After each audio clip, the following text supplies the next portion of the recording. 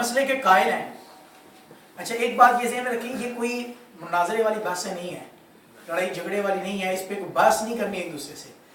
جو اس کے قائل ہیں یہ نہ ہو آپ یہ حدیثیں سن کے چلے جائیں ان کے پاس، تو آپ تو قرات کرتے ہو دیکھو یہ حدیث میں یوں ہے مجھے ثابت کر کے. یہ اس لیے نہیں آپ کو سکھایا جا رہا، یہ اس لیے ایک بات ذہن میں رکھیں، ہم مقلد ہیں. مقلد ہونے کا مطلب ہے ہم فقہ حنفی کو کے فالوورز ہیں، فقہ حنفی کو فالو کرتے ہیں. اور فقہ حنفی میں سنت یہ ہے کہ مقتدی قرات نہیں کرے گا، مقتدی خاموش رہے گا. ٹھیک ہے، اسی کی روشنی میں ہم جو ہے وہ اس پر عمل کرتے ہیں. یہ آپ کو بتایا یا سکھایا اس لیے نہیں جا رہا کہ آپ کسی اور کے ساتھ جا کے بحث کرنا شروع کر دیں. ٹھیک ہے، یہ صرف اپنی نالج کے لیے اور اپنے پختگی کے لیے اور یقین کے لیے. جی ہوتا تو یہ بہت کام ہے کہ اگر امام کسی جگہ پہ غلطی کرتا ہے تو پیچھے مقتدیوں میں سے کوئی اس کی تصحیح کرتا ہے، تو اس بارے میں کیا ہوگا؟ لقمہ دینا اسے بولتے ہیں. ہاں جی، لقمہ دیتا ہے جیسے. چل یہ ٹھیک ہے، میں لکھ لیتا ہوں ابھی یہ ٹاپک کمپلیٹ کر لیں پھر اس پہ بات کرتے ہیں.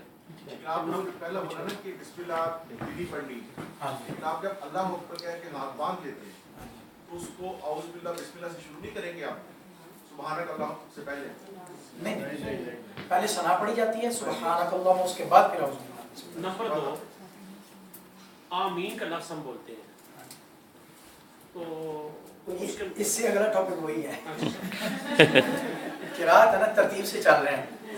جب سورہ فاتحہ پڑھیں گے تو اس کے بعد آمین کا موقع آئے گا انشاءاللہ، اس کے موقع پہ بات کریں گے. اچھا ایک حدیث پاک، ہاں جی بات یہ میں کرنا چاہ رہا تھا کہ اب سوال تو آپ پر ہو سکتا ہے مثلا جو پڑھتے ہیں قرات ان کے پاس بھی تو کوئی دلیلیں ہیں، حدیثیں ہیں. میں وہ حدیث بھی آپ کو سنا دیتا ہوں تاکہ ہمارے اچھی طرح یہ مسئلہ سمجھ آئے.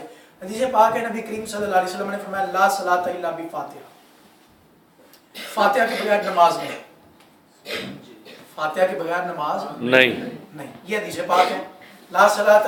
میں نے پہلے یہ بتا دیا ہے، یہ بحث کرنے کے لیے چیزیں نہیں بتا رہا آپ کو، صرف اپنے نالج کے لیے اور سیکھنے کے لیے اور یقین دہانی کے لیے کہ ہم جو کرتے ہیں اس پر ہمیں پورا یقین ہو. ٹھیک ہے، اب حدیث پاک میں لا صلاۃ الا بفاتحہ، اس کو دلیل بنا کے کہا جاتا ہے کہ فاتحہ کے بغیر نماز نہیں. حضور نے فرمایا لہذا جب تک مقتدی امام، خواہ کوئی مقتدی ہو یا امام ہو، جب تک وہ فاتحہ نہیں پڑھے گا اس کی نماز نہیں ہوگی. حضور نے فرمایا لا صلاۃ الا بفاتحہ، کہ فاتحہ کے بغیر کوئی نماز نہیں. اس کے بہت سارے جواب ہیں، 2 جواب میں دے دیتا ہوں. حضور نے لا صلاۃ فرمایا، لا جماعت نہیں فرمایا. لا صلاۃ فرمایا، لا جماعت نہیں فرمایا. یہ نہیں فرمایا کہ کوئی جماعت نہیں. ہم تو بات جو قرات کی کر رہے ہیں وہ جماعت کے ساتھ کر رہے ہیں. ٹھیک ہے، اکیلا بندہ لا صلاۃ اکیلے نماز پڑھنے کی بات ہے، تو اکیلا جب بھی کوئی نماز پڑھے گا تو فاتحہ کے بغیر نماز نہیں ہوگی. دوسرا جواب یہ ہے کہ ہم بھی اس حدیث پر ہمارا بھی عمل ہے. ہم یہ کب کہہ رہے ہیں کہ فاتحہ کے بغیر جو ہے نماز ہوتی، فاتحہ کے بغیر نماز نہیں ہوتی. یہی تو حضور نے فرمایا کہ امام جب فاتحہ پڑھتا ہے تو وہ امام کی طرف سے بھی ہے اور مقتدی کی طرف سے بھی ہے، وہ سب کی طرف سے ہو رہی ہے. تو فاتحہ تو آٹومیٹیکلی سب کی طرف سے پڑھی جا رہی ہے اور ہو گئی ہے فاتحہ سب کی طرف سے. تو اس حوالے سے یہ اس طرح کی اور بہت ساری حدیثیں ہیں جس میں یہ ہے کہ لا صلاۃ لمن لم یقرأ بفاتحۃ الکتاب، جس نے فاتحہ نہیں پڑھی اس کی کوئی نماز نہیں. ان حدیثوں کا یہ جواب ہے کہ یہ اکیلے نماز پڑھنے کی بات ہو رہی ہے. جب اکیلے نماز پڑھ رہے ہیں تو فاتحہ کے بغیر نماز نہیں. اگر جماعت کے ساتھ نماز پڑھ رہے ہیں تو اس کے لیے یہ حکم نہیں، اس کے لیے حکم یہ کہ مقتدی خاموش رہے گا اور امام کا فاتحہ پڑھنا ہی وہ مقتدی کی طرف سے فاتحہ پڑھنا ہوتا ہے. اس کو لوجیکلی بھی آپ یوں سمجھ سکتے ہیں. آپ یوں سمجھیں کہ ہمارا کوئی بھی پرابلم ہے، کوئی مسئلہ ہے، ٹھیک ہے، ہم کسی بڑی شخصیت کے پاس جاتے ہیں اپنا مسئلہ لے کر، 20-25 لوگوں کا ایک گروپ ہے. اب جا کے ہم اس اپنے راہبر کو، رہنما کو وہ مسئلہ پوچھنا چاہتے ہیں تو مجھے بتائیں، یا کوئی اپنی بات ڈسکس کرنا چاہتے ہیں، وہ سارے جا کے اکٹھے اگر بولنا شروع کر دیں تو اس کو سمجھ آئے گی کوئی بات؟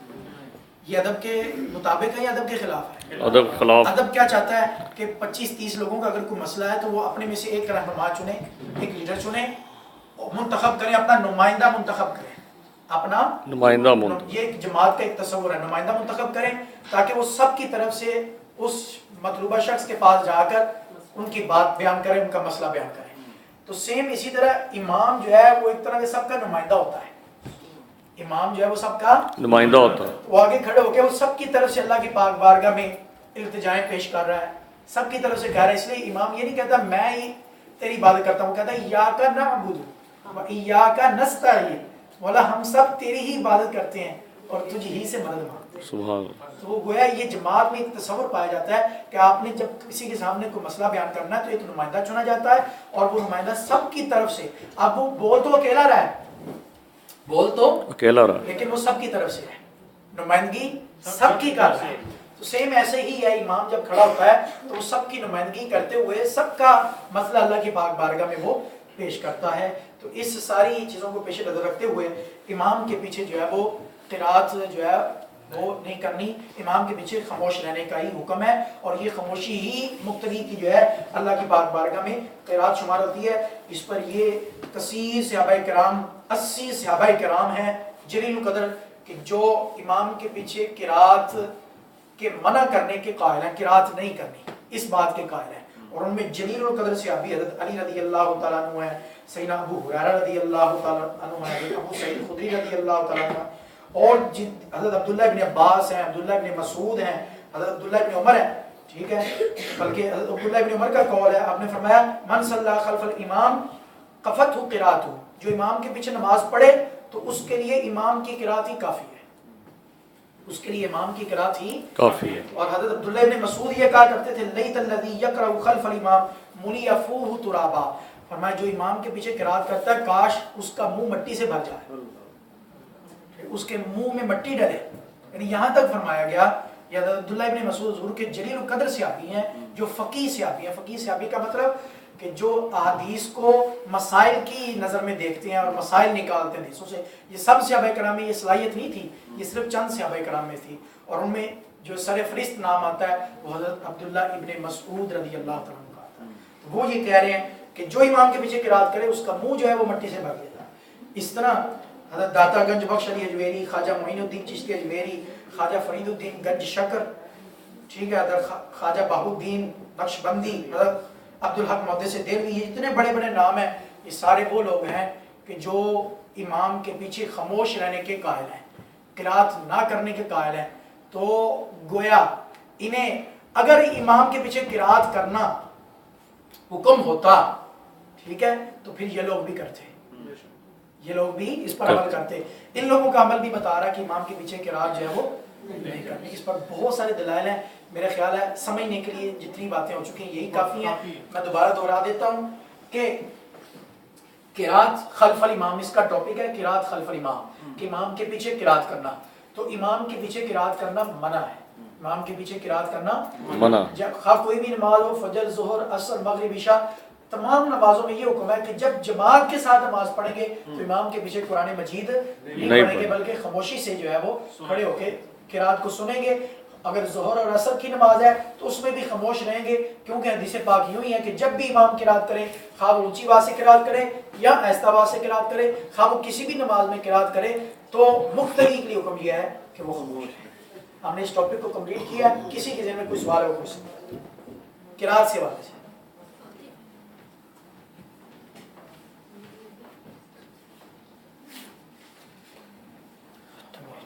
जी आमीन वाला वो अगली क्लास में रख लेते हैं, क्या ख्याल है, ताकि मिक्स ना हो ज़्यादा।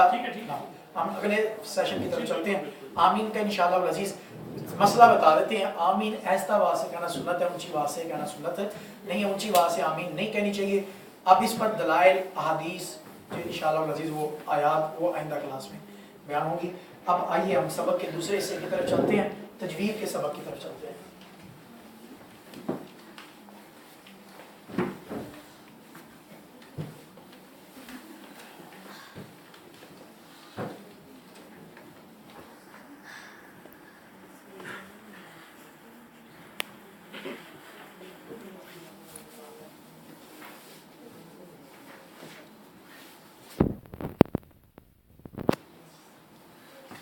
ये तजवीद के सबक में हम पढ़ रहे थे रा के कवायद,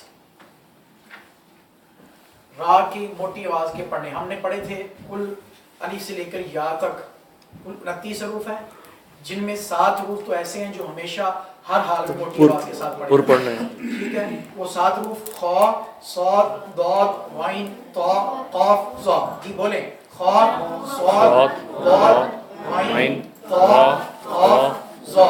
खा, साद, दाद, वाइन, ता, कॉफ ज़ा, सारे बोले खा साद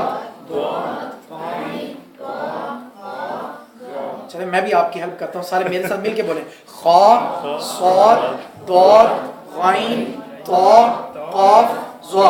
जी आपकी आवाज नहीं आ रही बच्चों, बोलो खा साद दाद गाइन ता काफ ज़ा, सारे बोले खा साद दाद गाइन ता काफ ज़ा, खा साद दाद गाइन ता काफ ज़ा।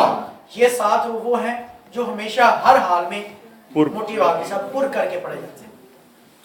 उसके बाद 3 हरूफ ऐसे हैं जो कभी मोटी आवाज के साथ पढ़े जाती हैं और कभी बारीक आवाज के साथ, और बाकी 19 हरूफ जो हैं वो भी हमेशा हर हाल में बारीक आवाज में पढ़े जाते हैं। तो 3 हरूफ के बारे में हम सीख रहे थे, उसमें एक अलिफ है, लाम और रा। अलिफ के बारे में हम जान चुके हैं कि अगर अलिफ से पहले पढ़ा जाने वाला हर्फ मोटी आवाज वाला है तो अलिफ भी मोटी आवाज के साथ पढ़ा जाएगा। अलिफ से पहले पढ़ा जाने वाला अगर बारीक आवाज वाला हर्फ है तो अलिफ भी बारीक पढ़ा जाएगा। उसके बाद लाम के बारे में हमने पढ़ा, लाम का कुलिया कायदा हमने ये पढ़ा था कि लाम हमेशा बारीक ही पढ़ा जाता है, सिर्फ एक खास नाम है जिसकी हम बात कर रहे हैं और वो लफ्ज़ अल्लाह का नाम है, लफ्ज़ अल्लाह का नाम है। अल्लाह के नाम के बारे में बात हुई थी, अल्लाह के नाम से पहले जबर और पेश हो तो वो मोटी आवाज के साथ पुर करके पढ़ा जाएगा, और अगर जेर हो तो बारीक आवाज से पढ़ा जाएगा। उस ये यहाँ तक क्लियर हो गया नहीं। इसके बाद हम रा के बारे में पढ़ रहे थे कि रा कुछ सूरतों में मोटी आवाज के साथ पढ़ी जाती है और कुछ सूरतों में बारीक आवाज के साथ पढ़ी जाती है। अब तक हमने रा की जो मोटी आवाज की पढ़ी जाने वाली सूरतें हमने पढ़ ली, आइए हम उनको जरा दोहरा लेते हैं, फिर हम अगले सबक की तरफ चलते हैं। रा पर जब जबर हो तो रा मोटी आवाज पुर पढ़ी जाएगी, रा पर जब पेश हो तो भी रा पुर पढ़ी जाएगी, रा पर जब जज्म हो और उससे पहले वाले हर्फ पर जबर या पेश हो तो भी रा पुर पढ़ी जाएगी। कितनी सूरतें होगी? 4 सूरत। दोबारा सुने, देखिए जरा गिनते हैं। रा पर जबर हो तो मोटी आवाज, रा पर पेश हो मोटी आवाज, रा साकिन और उससे पहले जबर या पेश हो, 4 होगी ना, जबर या पेश। ये अदायगी एक बार में हुई है। चले मैं 4 को तो पूरा करता हूँ जी। रा पर जब जबर हो तो रा मोटी जी, रा पर पेश हो तो रा मोटी आवाज, रा साकिन और उससे पहले वाले हर्फ पर जबर हो तो रा रा साकिन और उससे पहले वाले हर्फ पर पेश हो तो रा मोटी आवाज में। हुई जी, ठीक हो गया। जैसे देखें आरुसाला, ये रा साकिन और उससे पहले वाले हर्फ पर जबर है, युरज़क़ून,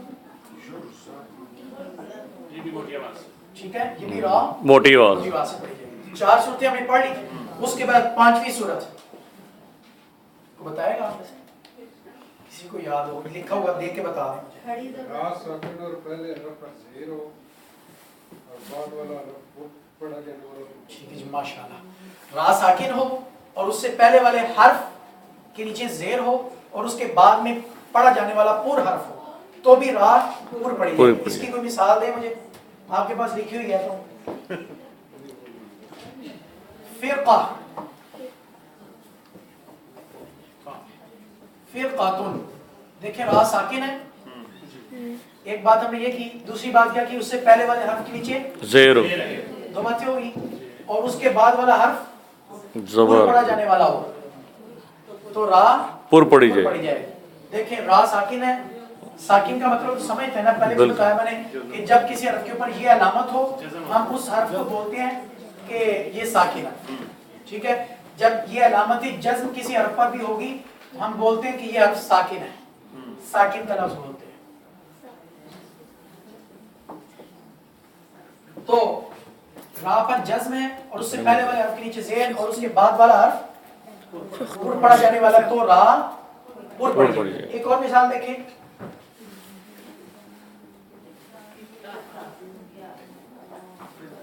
किरतास, बताइए रा पुर पढ़ी जाएगी या बारीक? पुर पढ़ी जाएगी। देखिए रा के ऊपर क्या है? जज, और उससे पहले वाला जेर है और उसके बाद वाला हरफ पुर पढ़ने वाला, पुर पढ़ा जाने वाला, किरतास। किरतास। ठीक हो गया जी। इसके अलावा और क्या सूरत पढ़ी थी हमने? हाँ जी, खड़ी जबर वाली रा हमेशा पुर पढ़ी जाएगी। खड़ी जबर वाली रा हमेशा पुर पढ़ी जाएगी। लाम रा, ठीक है, रा ये पुर पढ़ी जाएगी। इब्राहीम इब्राहीम एक सूरत और पढ़ी। इब्राहिम दो जज़म जी अगर पहले हो दो जज़म दो जबर दो जबर कितनी सूरतें होगी 6 सूरतें होगी